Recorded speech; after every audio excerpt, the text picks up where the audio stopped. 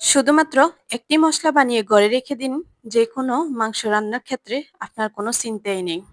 ঘরে বসে মেজবানি, কালাভুনা, kacchi roast, barbecue, biryani কিংবা কাবাব, হাঁস বা মুরগি সহ মাংস রিলেটেড সকল প্রকার আইটেম তৈরি করার ক্ষেত্রে একটি মাত্র মসলা আমাদের কিন্তু খুব প্রয়োজন হয়। তখন আমরা বাহিরে থেকে চড়া দামে কিনে নিয়ে আসি।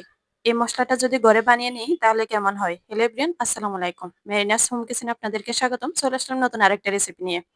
আজকের পর্বে আমি তৈরি করব গরম মসলা, যেটা আমরা বাহিরে থেকে মাংস রান্নার ক্ষেত্রে বা মাংস আইটেম যেকোনো রান্নার ক্ষেত্রে আমরা বাহিরে থেকে কিনে নিয়ে আসি। এই মসলাটা তৈরি করার জন্য প্রথমে আমি নিয়ে নিয়েছি এখানে রেগুলার যে আমরা এলাচটা ব্যবহার করি রান্নার ক্ষেত্রে, ওই সাদা এলাচ বা ছোট এলাচ। এখানে নিয়ে নিচ্ছি স্টার অ্যানিস, দিয়ে দিচ্ছি কাবাব চিনি। এটাকে আপনারা বুলো কালো গোলমরিচ মনে করবেন না, এটা পিছন দিয়ে একটা বোটা থাকে। এটা হচ্ছে কাবাব চিনি। দিয়ে দিচ্ছি জয়ত্রী। এখন দিয়ে দিচ্ছি কালো এলাচ বা বড় এলাচ। দিয়ে দিচ্ছি জয়ফল। জয়ফলগুলা আমি পরবর্তীতে খোসা ছাড়িয়ে একটু ভেঙে নেব। এখন দিয়ে দিচ্ছি সাদা গোলমরিচ।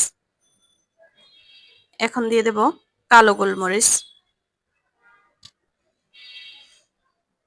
এখন দিয়ে দিচ্ছি ধনিয়া। এখন দিয়ে দিচ্ছি রাঁধুনি। এই রাঁধুনিটা কই পাবেন? যেখান থেকে এই সব আইটেম মসলা কিনবেন ওই ধরনের দোকানেই পাবেন বা মসলার দোকানে পাবেন। রাঁধুনিটা দিয়ে দিচ্ছি। এখন দিয়ে দিচ্ছি রেগুলার যে জিরাটা আমরা রান্নার ক্ষেত্রে ব্যবহার করি, ওই জিরাটা দিয়ে দিচ্ছি। লবঙ্গ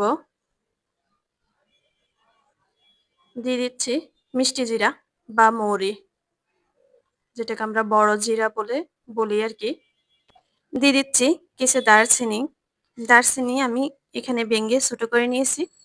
আর দিয়ে দিচ্ছি কিছু শুকনো মরিচ। এখন দিয়ে দিচ্ছি কিছু তেজপাতা। তেজপাতাগুলো আমি ছোট ছোট করে কেটে নিয়েছি যেন তাড়াতাড়ি মচমচে হয়। সব উপকরণ আমি নিয়ে নিয়েছি। এখন সবকিছু একসাথে ভালো করে মিশিয়ে নেব। আর এখান থেকে বড় মসলাগুলো আমি একটা বাটির মধ্যে তুলে নেব। চলে যাচ্ছে চুলায় ভাজার জন্য।